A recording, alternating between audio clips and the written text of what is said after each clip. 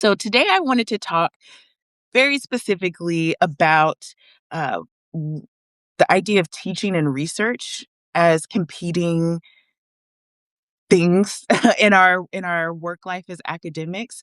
And I wanted to start with saying that I'm coming to this conversation as someone who has been watching so much of what's happening in terms of thinking about education, thinking about AI disruption, all of these things, and seeing how there are so many forces that are influencing this conversation inside of higher ed that are not educators.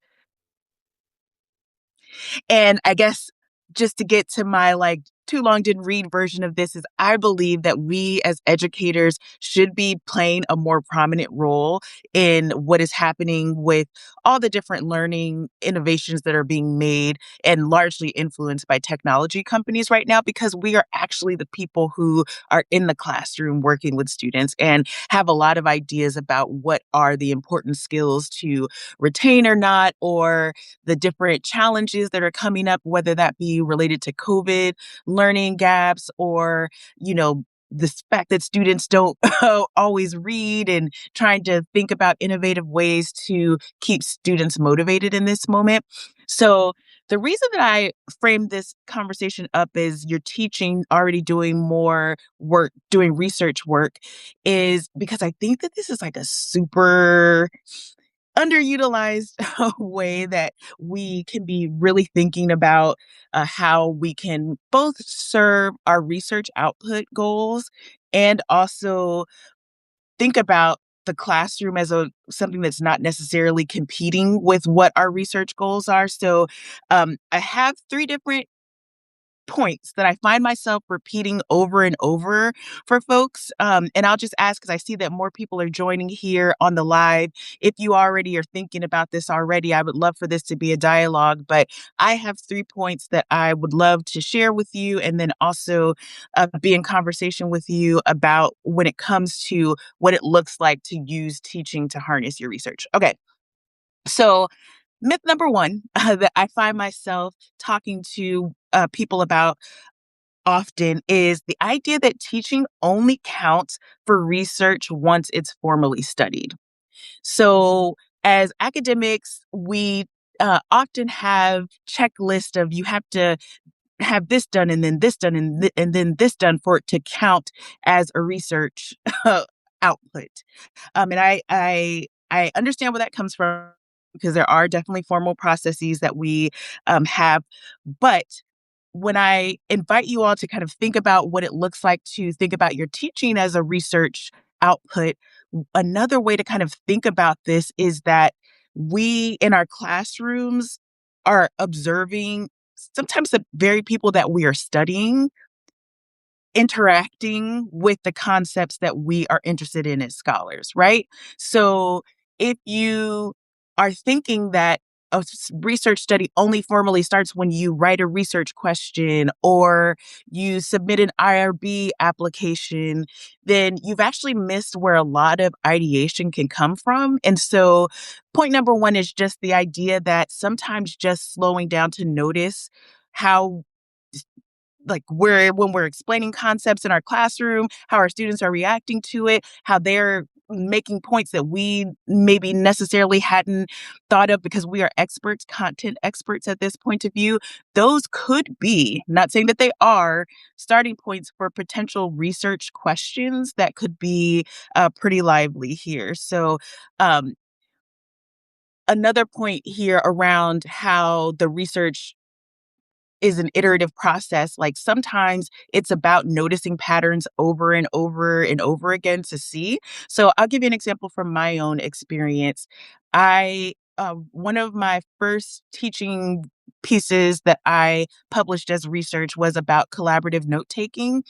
That came from me being super frustrated by I want to have a policy around laptops. I want to have people be present, but I also want to address an equity issue of folks who aren't just taking good notes during class is a skill in and of itself, right? And this was a class that I was teaching where I was literally teaching first semester folks, and so I in an attempt to try and help my students who were just coming in with different levels of like expertise around note taking, I created this collaborative note taking assignment where I rotated responsibilities for note taking, and it helped me have a common place for people to in the classroom to be sharing their notes and like writing notes and reacting. And I could go into this shared document to provide feedback on what it is I thought I was saying and then what they actually heard. And I just published a piece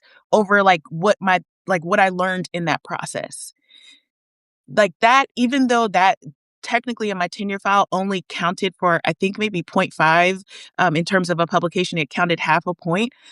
I like have more people contacting me about that particular piece that I published because it's solving a problem that a similar problem that they were trying to recount. And so or that they were trying to address. And so I guess one of the things kind of baked inside this first myth around teaching only counts for research once it's formally studied is that, you know, you have to be having some kind of innovative new perspective on teaching for it to be a valuable teaching insight.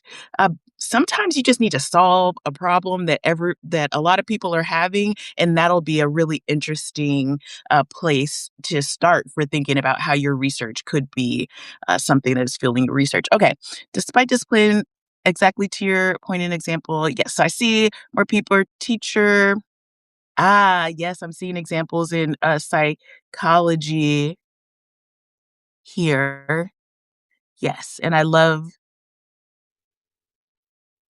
that. I love that. Okay, so the other thing is if you find yourself re-explaining concepts over and over and over and over again, this could be because I've had this happen to me too, that especially if you're someone who studies intergenerational differences, Gen Z, how they think about some things are just different than other generations. So I'll just give a quick example from my bonus son. We had a conversation over dinner about work. And one of the things that I've noticed with Gen Z is when they think about work, they like my generation, so I'm a millennial. When I think about what it means to have work that is meaningful, I think about things that I enjoy doing and then being able to be paid for those things is like that's an ideal career to have.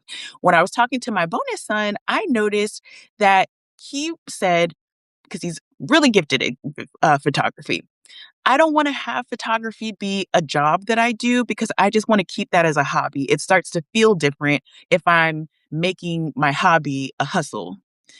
So I bring this up as an example because through that conversation, when I wasn't just like listening to try and get him to change his mind about photography, we had a deeper conversation about how there are just generational differences in how we are thinking about what is work or what is, the things that we should be, um, how we should approach thinking about what is a successful career.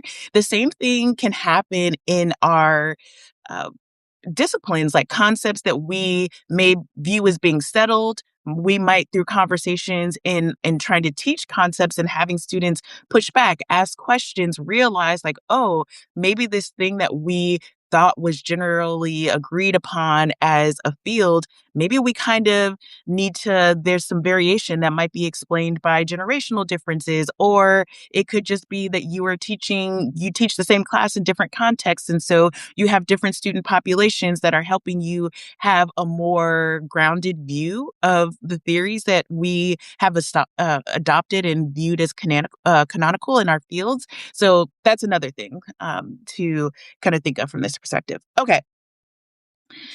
And if you have thoughts or reactions to this, please, you can put them in the chat. I am totally happy to go deeper on some of these topics or just think about some of the things that you are considering with you while we're here on the live.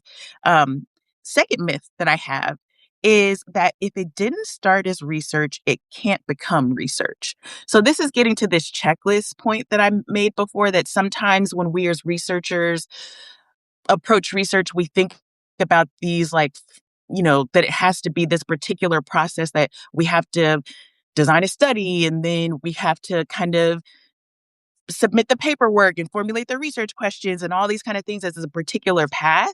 And I think hopefully one thing that you took away from what I just said is that part of why teaching can be something that's constantly feeding our research is that it's constantly giving us data about the topics that we are committed to as scholars, like, right, as studying, when we are having to put together new readings or if we're having to create examples that are relevant to our students to get them to be interested in our lectures, like these connections that we're making might help us see over time, hey, like the examples that worked in 2010 don't work in 2020, and the ones that worked in 2021 aren't working in 2026, all these kind of things. When we are thinking about teaching as being a tool for fueling our research, we look at those not just as frustrations or like, oh, damn, I got to like re-prep this lecture, recreate it, but as a possibility. So if this example is not working anymore, why? Is there something that's going on in the broader environment that's shaping some of the assumptions that we made about how this would work in a different way?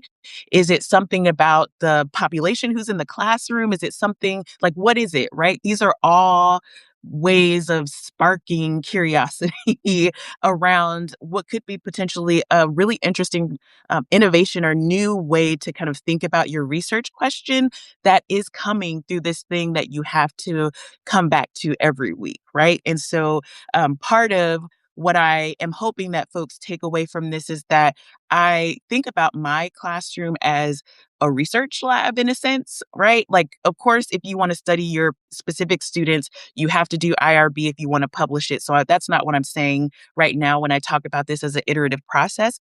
I'm only saying that when I think about, okay, this is a teaching change that I'm having to make to what is a pretty standard curriculum that I have created over time. Could this tell me something about my research? Slowing down to ask myself that question, I think, is really valuable, and it has yielded several insights for me. So, I will give you another example just from my own experience related to this. So, I published another teaching piece that was about democratic norms.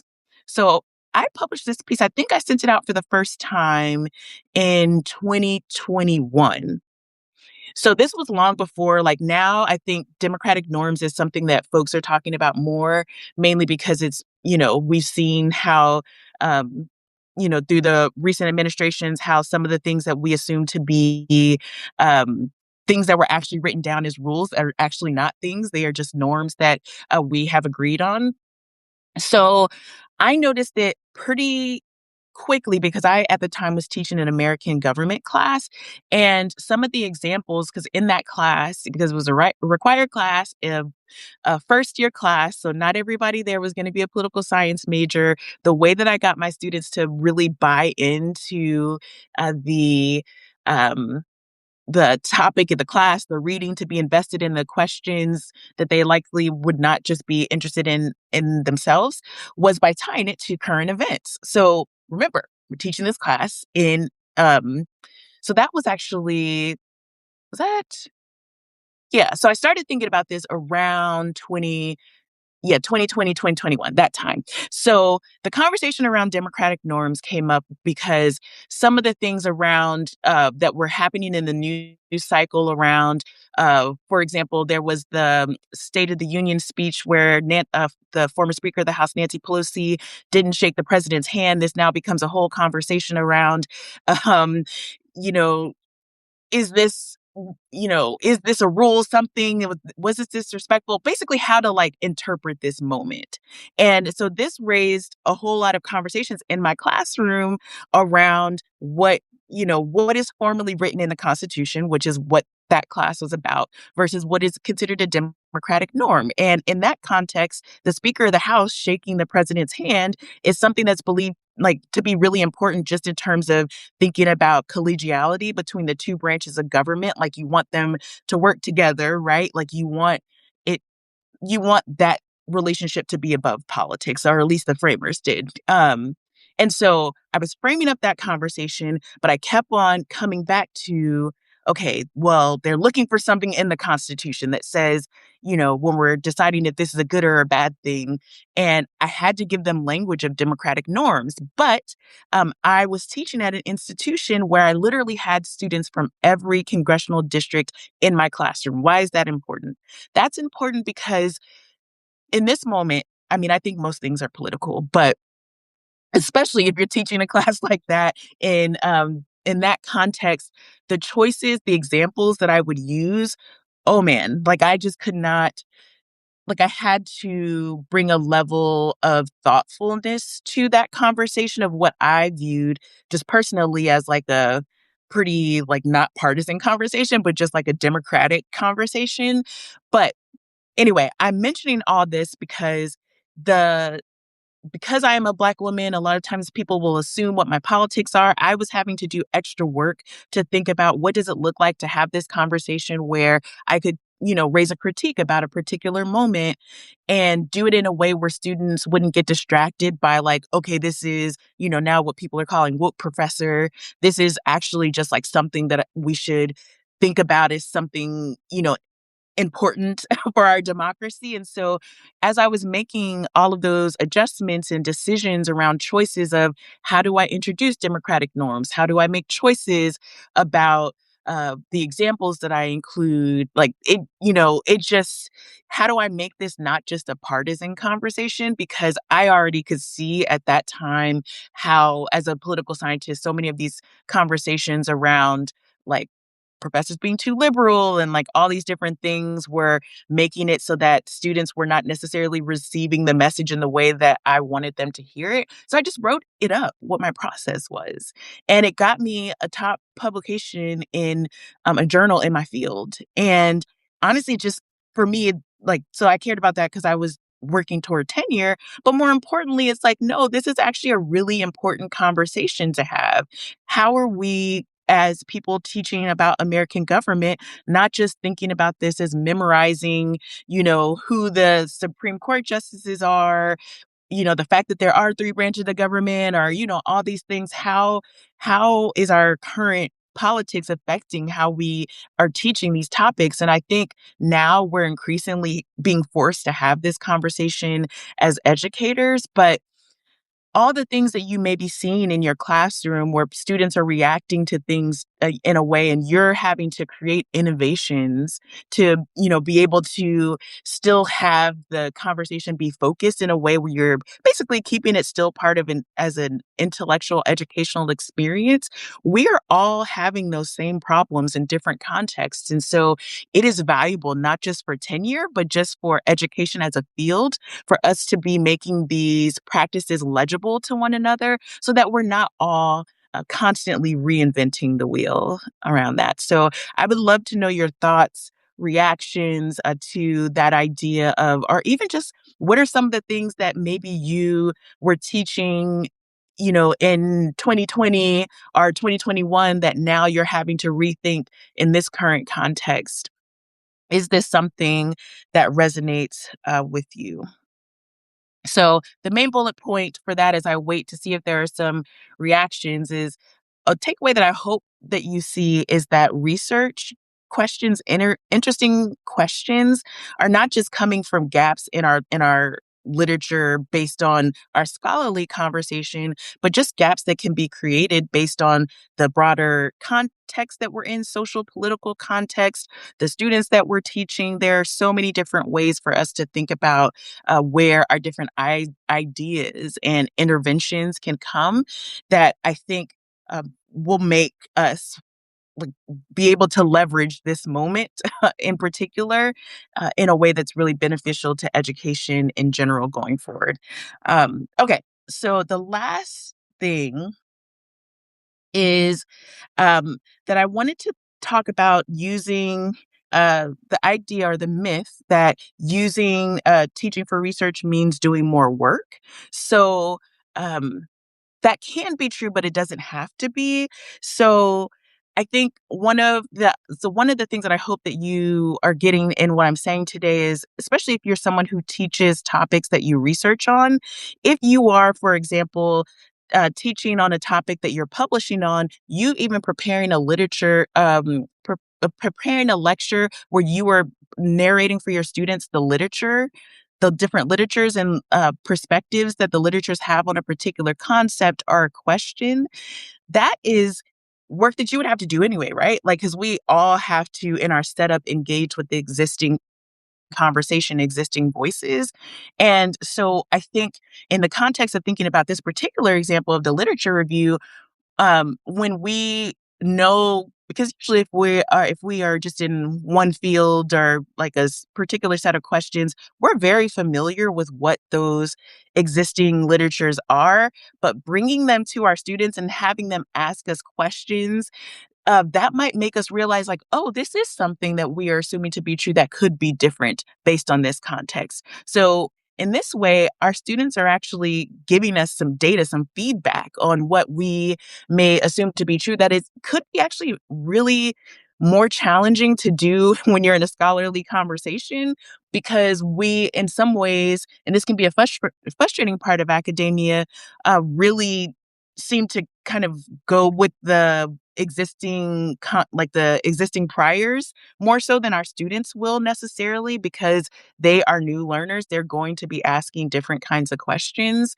And so the idea that you can do work that you were going to have to do anyway, right? Because you have that theory section in your article, but you could think about, how am I putting these ideas together? Is this assumption that I'm making something that people who are new learners to this topic are following, or what questions are they asking about it? That actually could help you discover some new connections or things that you hadn't necessarily been putting together. And one of the things that I always did, when I was teaching, especially when I was teaching topics like media and politics, which is where I have been publishing, is just actually writing those things down after class and just thinking about them for about a while, creating space to do that. Thinking is such an understated like part of the writing process. Like, sometimes we think so much about output, the words on the page, but for me at least, thinking is probably 80% of the work. Once I have clarity in my mind of what I'm trying to say, it comes out more clearly on the page. So I like to think about how I can use explanations that I have to make for students anyway, for them to get concepts, as a way to think about, okay, am I assuming something, or is there a new way to think about this based on what students are offering? So that's another thing. The final thing, which is a bonus topic that I wanted to talk about, is so much of what is happening in the AI conversation right now, as I mentioned at the beginning, is being driven by technology companies or people who are either all in on AI or are not. Totally opposed to it. And so, one of the things that I think is so important is that those of us who are educators, who are actually seeing, for good and for bad, the uses of AI, and are actually talking to students, because they don't even have a singular view of AI, about how they're thinking about it and how they're using it. There are a lot of institutions that have a lot of resources to do these, like, kind of fancy lab experiments and random designs and all these kind of things, but there's also a space for case studies of, how are you, um how are you even thinking about what is a meaningful AI policy in this context? We don't have a shared agreement on that yet. And the reason that I think that thinking about teaching is fueling your research, in particular bringing it to this AI conversation, is that some of the ways that we play with ideas, how we create knowledge around what is possible, like you know, what should be the goal or, the work that we're doing in the classroom, is by writing down and making these innovations legible, by talking about the problem in community with one another. We do that in public scholarship, yes, but also there are dedicated research journals like College Teaching. Um, there's so many of them. If you go on JSTOR to see all the teaching journals and look at what their missions are, that I think sometimes we can have pretty fixed ideas about what research is based on our discipline, but there is also a research of what it is to be doing teaching and learning. So SOTL is a way to talk about it. So Scholarship of Teaching and Learning. I had the benefit of having this conversation early on in my grad school experience. I worked for 3 years at a Center for Teaching, which is why I'm so invested in these teaching and learning questions. And if I could like have one wish right now, aside from, just things being more like feeling more normal and like more less stimulation, would be that more educators were in the forefront of the conversation around AI. And I know that there are instructional designers doing that work now, faculty developers, but I mean people who are actually in the classroom, who are creating assignments, who are renegotiating what it looks like to have a writing assignment in this context. And even if you're not interested in talking about AI right now, your pivot could be rethinking assignments and assessment more generally. What does that look like if you are creating a podcast? What does it look like to have students create a podcast as an assessment of their learning? How do you grade that, quote unquote? These are all things, all language that we are going to have to be grappling with, that I can see, and I'm wanting to guide people more to doing it, because I've just seen so many talented people who are doing like such amazing things right now, and I just want them. Ooh, I have a thing right here. What is that? It's not a gray hair. I do have gray hair, that too. That I just really want them to be involved in having this conversation and basically be able to scale up some of the successes that they are having in the classroom, so that basically whenever whatever all that is happening right now in terms of disruption is happening, that we actually have some informed research. We have particular points of view on what could be the alternative that we can present once people's uh, minds are open to thinking about these questions. So for those of you all who have been long-term readers of Notes from a Work Friend, I really think about this moment, AI and all the other enrollment cliff conversations, as this is really an issue in higher ed that we need to be very clear on. What is the value of a college education? What are the skills that we are trying to impart? Are we, you know, if it's not just about using this as a credential, because, now we're seeing that you can have different pathways to wealth. Like, what is the unique advantage of higher ed? What are our learning spaces actually giving students that is uniquely valuable in this space? We as educators can see that, but we have to be like louder in this conversation, right? And so research is a way that we can harness that, and honestly kind of kill, two birds with one stone here, because for those of us who are on the tenure track, we are getting research outputs. Of course, they don't count the same at every institution, so I don't want to pretend like they do, but there's still possibility here, right? So even 0.25 is better than zero. And also, just as a side note, for me, when I was doing research about teaching and learning, it just helped me feel less anxiety about writing more generally, because I was just writing more often. So my research, I got more productive in my primary field by doing just more overall writing, because I was just constantly at my desk writing different things. So in any case, I wanted to bring these three myths to you here and just talk through them, narrate them, because I think there's something powerful about just coming up and talking about things live and having a conversation.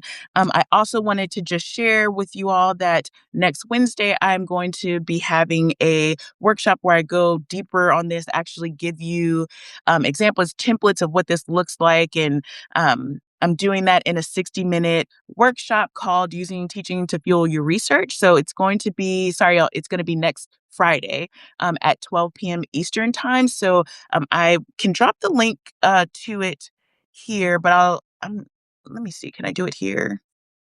Let me see if I can drop the link for you. So I'm not able to.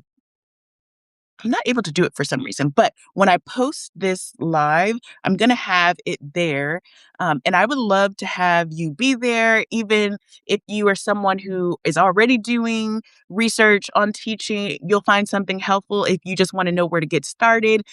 I have given you lots of different ways that I've done it in my own process, and so, if you are like, "Oh, okay, this is actually something that I could see doing, but I don't wanna have to think about how to do it," that's what this workshop is. And so it's going to be um, next Friday, and it's going to be 60 minutes. And there will be a replay that's available for 2 weeks after. But I strongly encourage people to come there live, mainly because I love having interactive workshops and I want it to be actually where people are present and able to talk about things that they are thinking about specifically. But you get value just by showing up. So that is what I have for today. And I love that I was able to be here and to connect with each of you all on this Friday. If there are any thoughts, questions, reactions to what I have said, I would love to have conversation with you before I sign off. And if there is not anything, then I hope that you all have a great weekend, that you're able to stay warm, and to do something to fill your cup this weekend. I guess the last thing that I am going to say is unrelated to work, which is how I'm one way I'm going to fill my cup this weekend. I organized a collective coloring event with some colleagues and friends from around the Maryland area, and so I'm really excited to just color together and to drink good coffee. I am really looking forward to that, especially after being snowed in for 4 days. So I am hopeful that each one of you all will find something that you can do to intentionally like just quiet the noise and just feel more like yourself in what are really hard times. And I'm wishing you all the best in that. And I will see you next time. Take care.